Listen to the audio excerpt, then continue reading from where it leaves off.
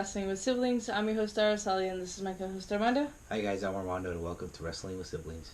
Alright, let's get started with Raw. Let's not waste any time, let's get right into it. So Roman Reigns opens up the show. He comes out first, and before he can even say anything, they obviously play a video package of what's happened over the last couple of weeks. And right after the video package is played, Dolph Ziggler decides to come out. He obviously doesn't give Roman the opportunity to do and or say anything. So Dolph comes out and he starts trash talking. It's not really that important what he says, but what is important is that he makes it very, very clear that it should have been him and that it always should have been him. Yeah, so pretty much you can see that Dolph Ziggler is playing that jealousy card, and I've been starting to notice that pattern with everybody that he's been facing. So we'll see where Dolph Ziggler ends up going.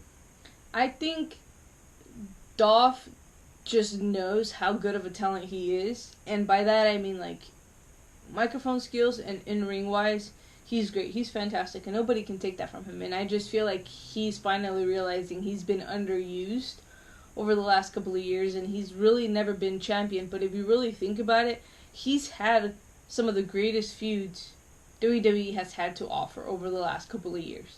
I do have to agree with you on Dolph Ziggler's part that, yeah, he's one of the top talents, and his matches never disappoint. No matter who he faces, his matches are always good, and you know that he's not going to disappoint you.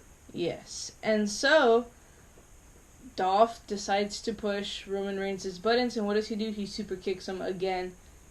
I think it was either Michael Cole or Lawler who said it, that he was mocking Shawn Michaels. Yes, but at the same time, we already know he's been using that move for as long as I can remember, at least up to recently in the last couple of years. And I never considered it mocking. I just considered it as him envisioning himself as somebody like Shawn Michaels.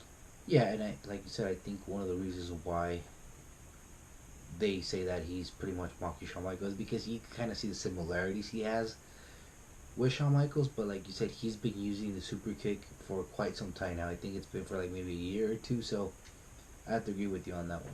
And then this match officially starts, Roman Reigns versus Dolph Ziggler. We already knew this was going to be a fantastic match. Armando said it at the beginning of the show.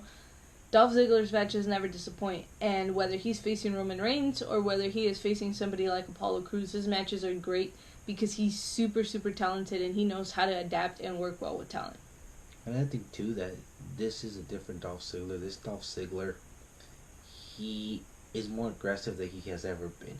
He is not afraid to go out there and be like, you know what, you're this, you're that, I'm better than you, and I'm going to prove it. I agree with you on that one. He's definitely more determined, a little more crazy. He wants to really solidify his legacy as a competitor. He wants to be taken seriously because, as I said in the beginning, I think he feels like he hasn't been taken seriously. Like, fans don't appreciate him, or the WWE itself doesn't appreciate him, and I think that's the motivation he's using to ignite this new fire in him.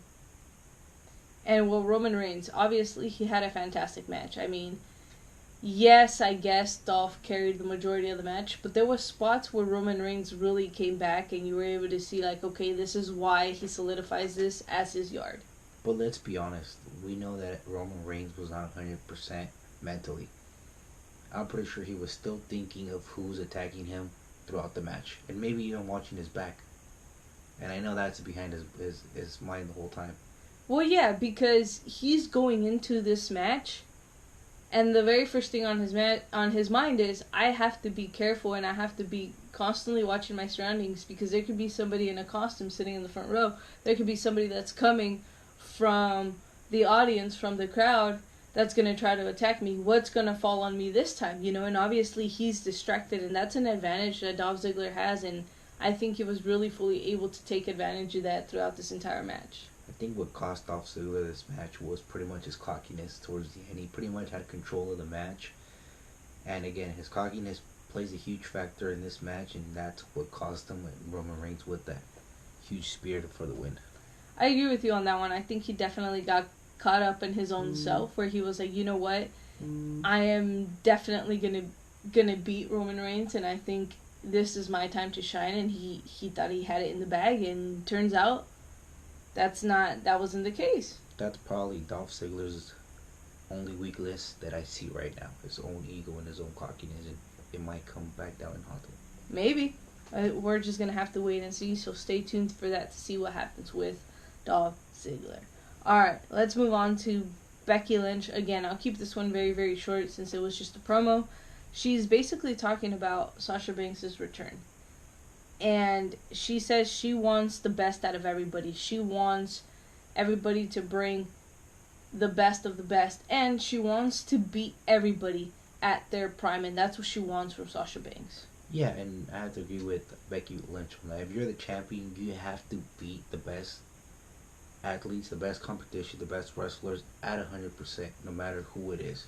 So I do see where she's going from on this. Yeah, I agree with you on that one. But she also says that Sasha Banks came back hotter than ever. She wasn't seen since WrestleMania. Now comes back. It's a huge pop. She's the hottest thing ever. Everybody is behind her, and that's what she's wondering, because she's like, she's been gone for 4 months while I've been here carrying this entire division. So that is something that kind of stings in Becky Lynch as of right now, and she said that clearly during this promo. Yeah, I mean, it's the fact that Sasha Banks was gone, and everybody misses her, kind of like how we also miss Ronda Rousey, and everybody that leaves, we all want to see them come back. Same thing happened with Dean Ambrose. He was gone for a while, and when he came back, he had the huge pop. Yeah. So I see where Becky Lynch is going, but at the same time, it's like, okay, you miss a certain superstar. When they come back, you're going to get that reaction. Okay, but here's the thing, though. She said she made Sasha Banks a top star, and that he was putting in more work to get her to come back to WWE than Sasha was trying to come back in. So those are some very huge statements made by Becky Lynch. Now the problem is, how is Sasha going to respond to these? Because as of right now, we've seen a very brutal Sasha Banks since last week. Yep, after the attack she did on Natty, we still yet to have to find out what she has to say. And moving on, we were supposed to get Sasha Banks on the King's Court with Jerry the King Lawler, but that ended up not happening because Lawler starts talking about the King of the Ring tournament, and he starts to make his prediction on who he thinks is going to win. And I believe he said Ricochet and Cedric Alexander. I think he made some pretty good points, the ultimate underdogs, and he was going to get into SmackDown when the lights started to go out, and none other than who Armando decides to come out again and interrupt Lawler. The Finn. Bray Wyatt comes out and attacks another legend.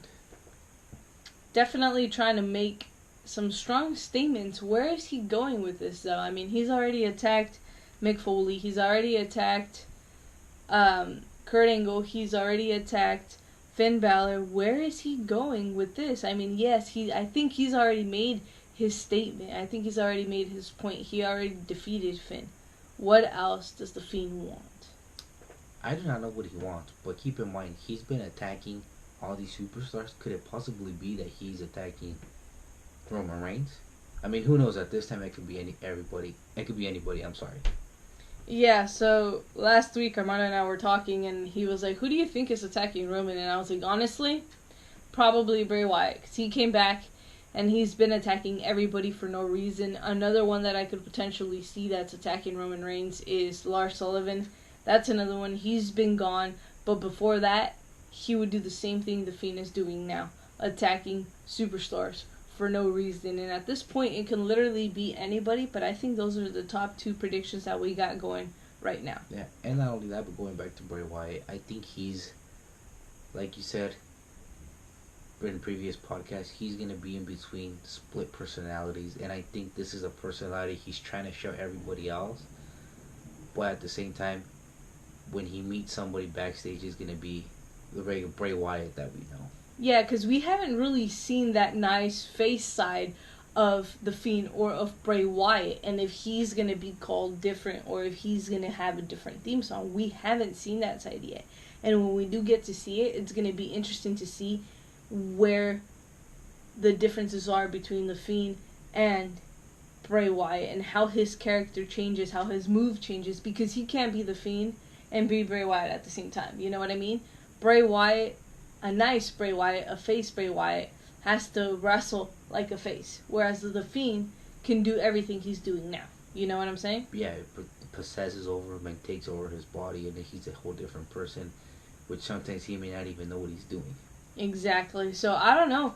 We'll see, and hopefully we get to hear from Sasha Banks towards the end of the night, because I need some answers when it comes to Sasha Banks. Yeah, me too. And her attitude, what she showed last week, it was awesome. I really liked, even though she attacked Natty, but that's what we need right now in the women's division. 100% agree with you on that one.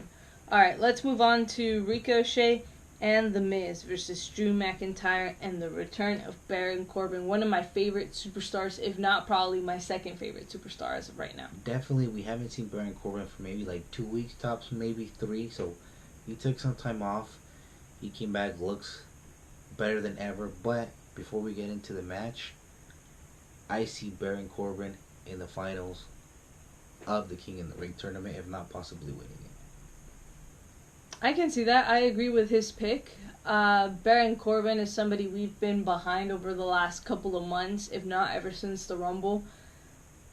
And that's because we really see the talent from Baron Corbin. You know, he's different than everybody else. He stands out. There's something about him that just makes you like him, even though he's a heel.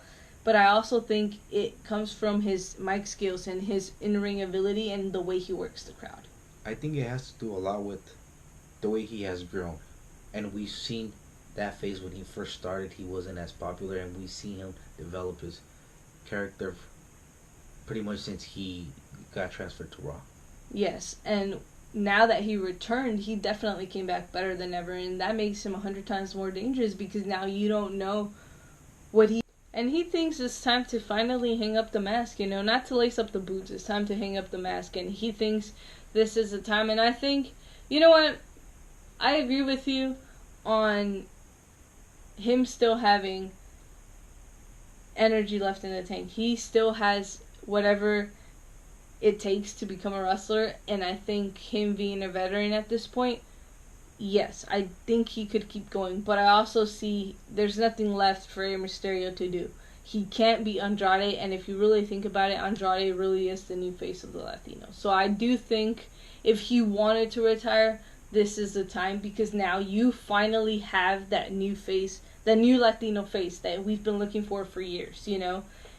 But I also see your point where it's like, you still have a lot more left in the tank, you know? Yeah, because if in reality he is in the best shape of his life. He's, like I said, he looks better than whatever he has looked before.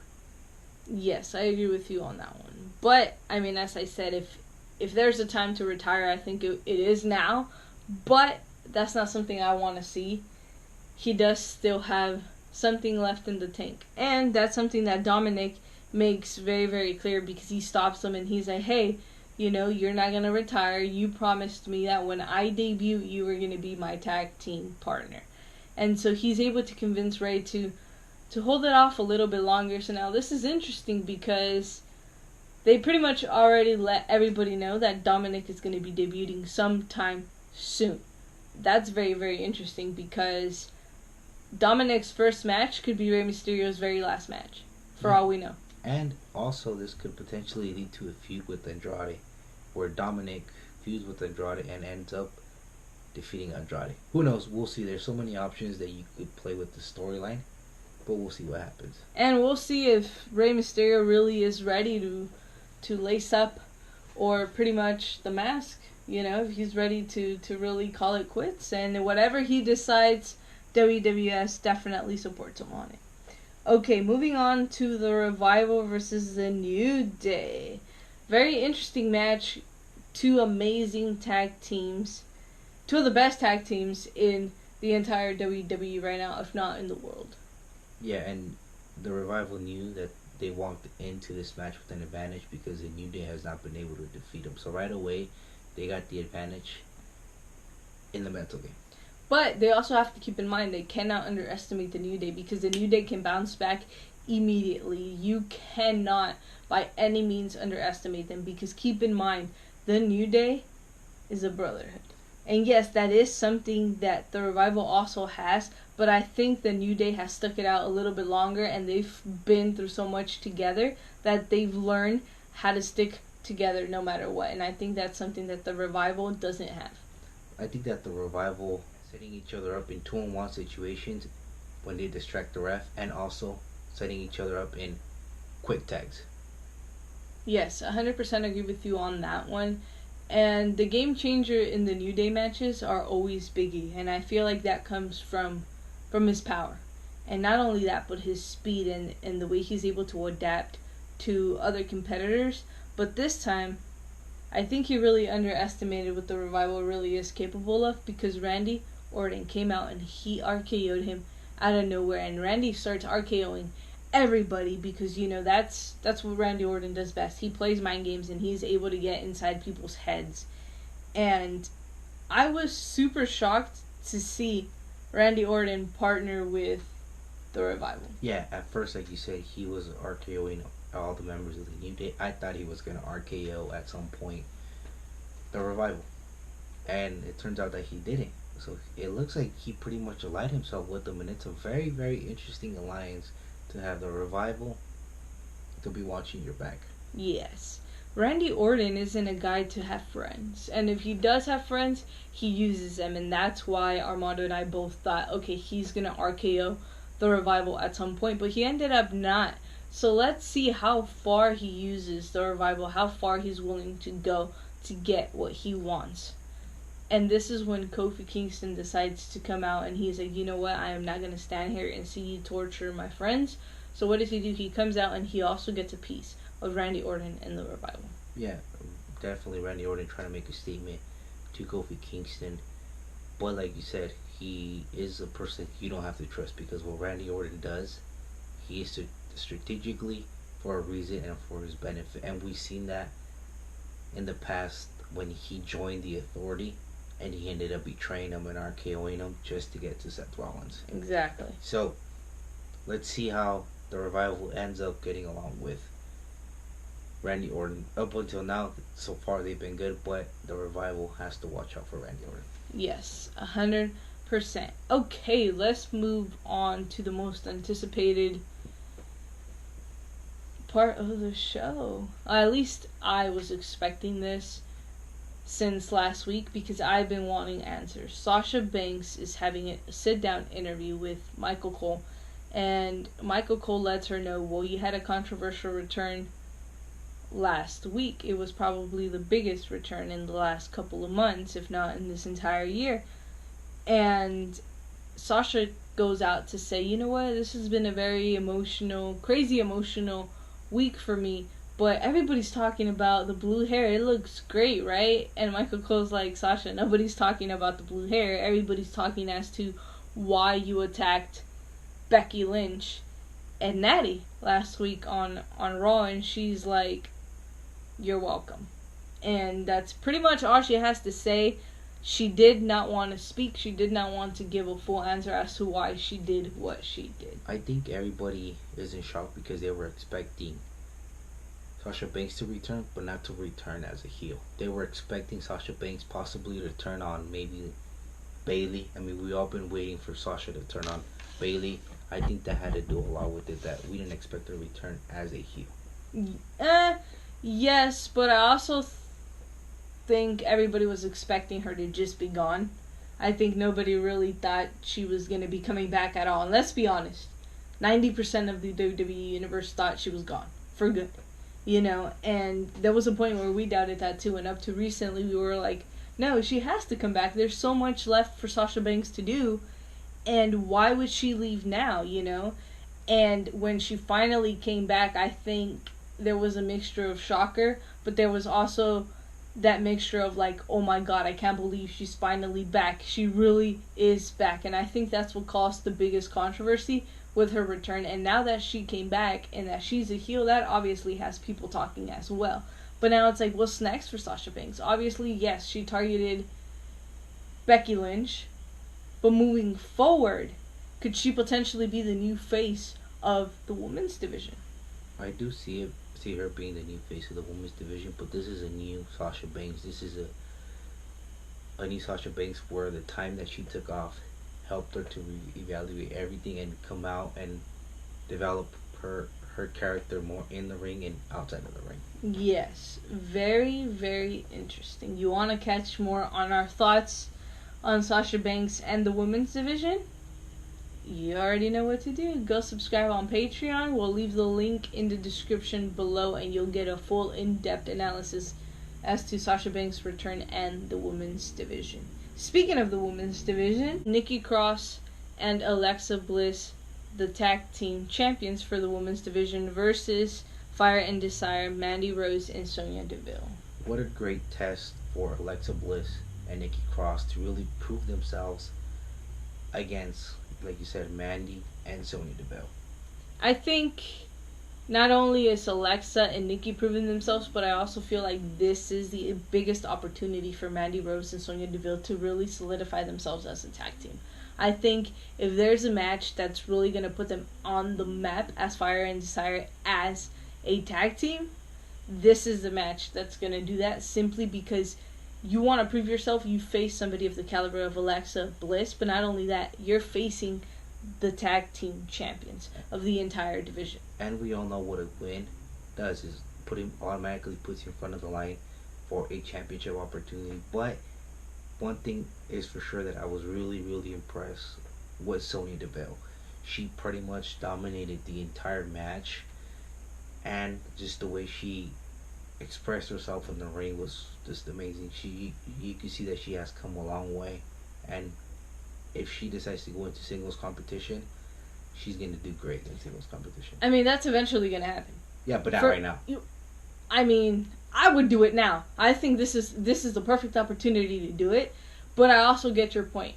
If you want to really get Sonya Deville to get to the point where she has to be on the women's division, then yeah, you keep it going with Mandy Rose, and eventually they betrayed each other and all that stuff. I think the perfect opportunity for Sonya Deville was when Mandy Rose was getting pushed for the championship, for the SmackDown Women's Championship. I think that was a perfect opportunity to turn Sonya Deville on her, and they didn't do it. That's fine. But I think Sonya Deville, as a singles competitor, is going to get very, very far, and she's a future either Raw or SmackDown Women's Champion, and I think she has more than potential to be the next big star. You just have to get behind her. She's incredible on the microphone, and she's incredible inside of the ring. She can tell a story inside of the ring, and that's what you want from a competitor. And for me, when she should have turned on Mandy Rose was at Money in the Bank, when she pretty much helped her climb the ladder to get up there. That's where I would have done it, and that's where I would have turned Sonya Deville. But it didn't happen, and eventually it's going to happen down the road. That's another opportunity that they had. I think they definitely had quite a couple opportunities to have Sonya Deville betrayed Mandy Rose, but I also get it. They're both heels. How is Sonya Deville, a heel, supposed to turn on Mandy Rose, who's another heel? So it makes a lot of sense as to why they haven't done it yet. I just think they've had opportunities to do it. But as we did say, her as a singles competitor, I think she'd be absolutely incredible, and she's definitely going to kill it the moment they decide to push her. Yeah. And Mandy Rose, I mean, I think she went from being the ultimate underdog to having the potential to be one of the biggest stars. We've seen the push that she got, and during that time, she was able to prove who Mandy Rose really is. You know, she's more than eye candy. She's definitely a competitor, and she's ready to face anybody that steps in the ring with her.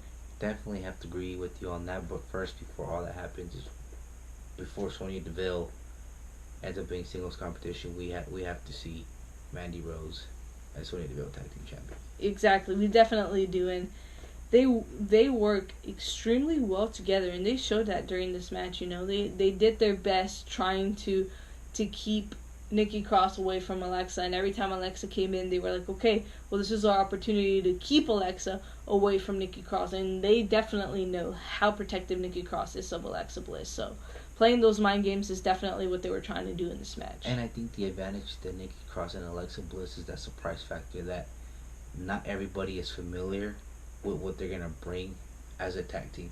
They still have that factor of surprise and that kind of unorthodox tag team style that is just you don't know what to expect. Well, yeah, because they're still brand new, nobody knows what they can really do together. And behind the scenes, who knows? They might be coming up with these amazing things that you don't even know about, and they're brand new, and I think that's their biggest advantage against all the tag teams, as you said.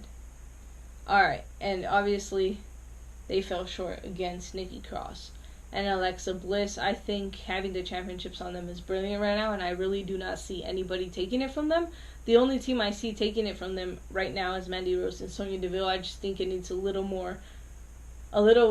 push, a little bit, something different that's going to give them that storyline that can get Sonya and Mandy to that point where they have to be. Because I think as a tag team, they're ready. I think they're prepared. They are. Another tag team that I see is, and I mentioned before, is Asuka and Kairi Sane. But we'll see. I would like to see more of Sonya Deville and Mandy Rose in the tag team titles for the women.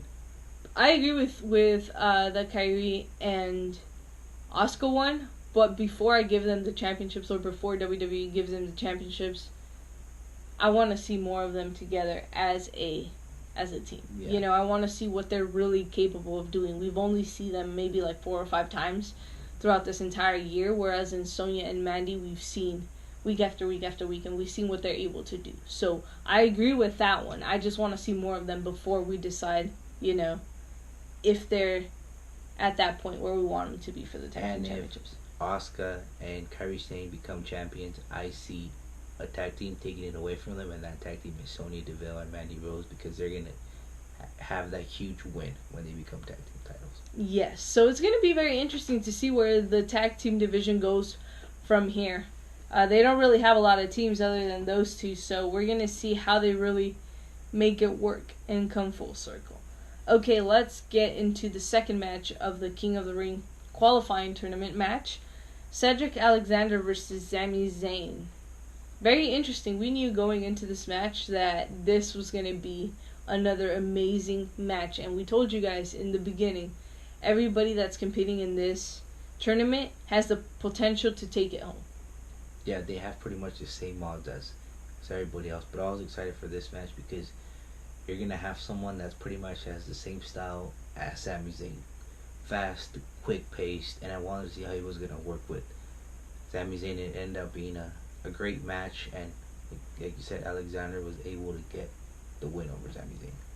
Yes, and Sami, very impressive. He dominated the majority of the match. He was able to keep Alexander down, but at the end of the day, Alexander ended up outsmarting him, and I don't want to say out-wrestled because that's not what happened. He pretty much outsmarted him. He proved to him, you know what?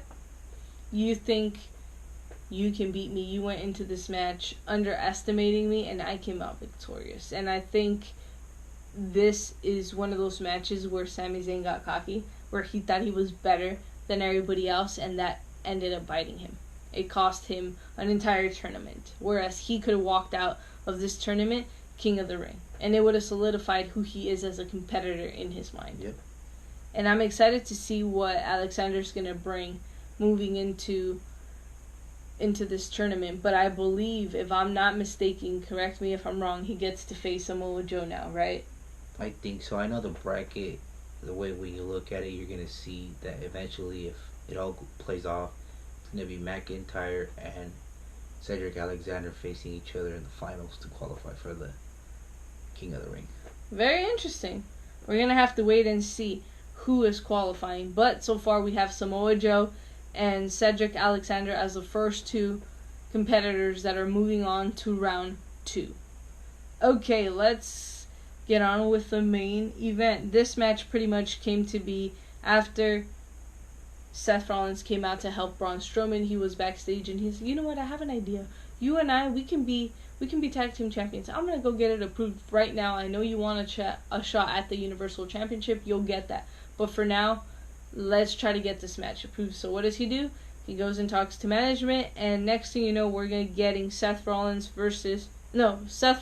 and Braun Strowman versus Gallows and Anderson for the tag team championships. I think this is strategy from Seth Rollins to keep Braun Strowman as far as he can for the title right now.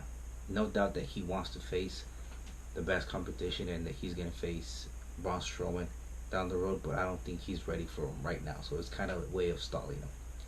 But also keep in mind, Seth Rollins is not 100%. So he has to keep all the hard competitors as far away from him as he potentially can, because he has been getting beat up by Brock Lesnar for like 2 weeks straight, and he's obviously not 100% physically going into this match, and again, mentally, I don't think so either, because he has to constantly be thinking, when is Brock going to attack me next? And I think Braun Strowman is aware of that, and he's willing to play those games for right now.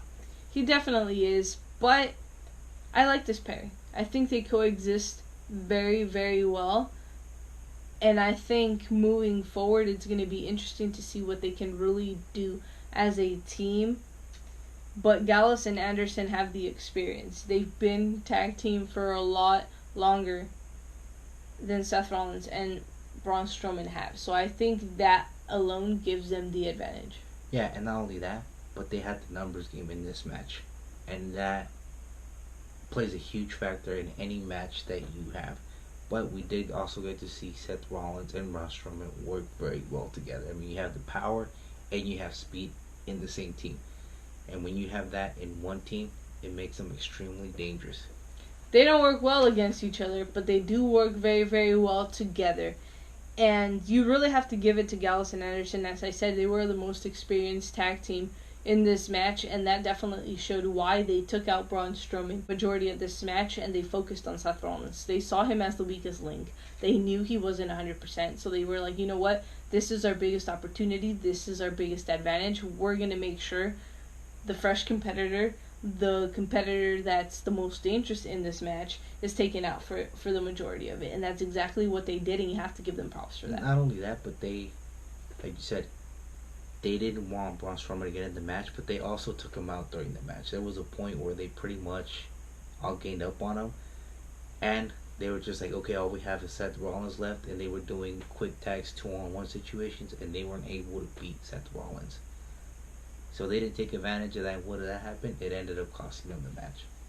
Well, yeah, they weren't able to beat him because Seth Rollins is one of those competitors that has a lot of adrenaline. He can be in the ring and take a lot of... I think what they underestimated was the power of Braun Strowman. Literally, because they were like, okay, he's out for the rest of the match. He's not going to get up. Braun was waiting for that perfect moment, and as soon as he saw the opportunity, he got up, he went through everybody, and he was able to win the match. Therefore, proving he is the most dangerous competitor in the roster, at least, as of right now. And what does that lead to? New tag team champions, Braun Strowman and Seth Rollins.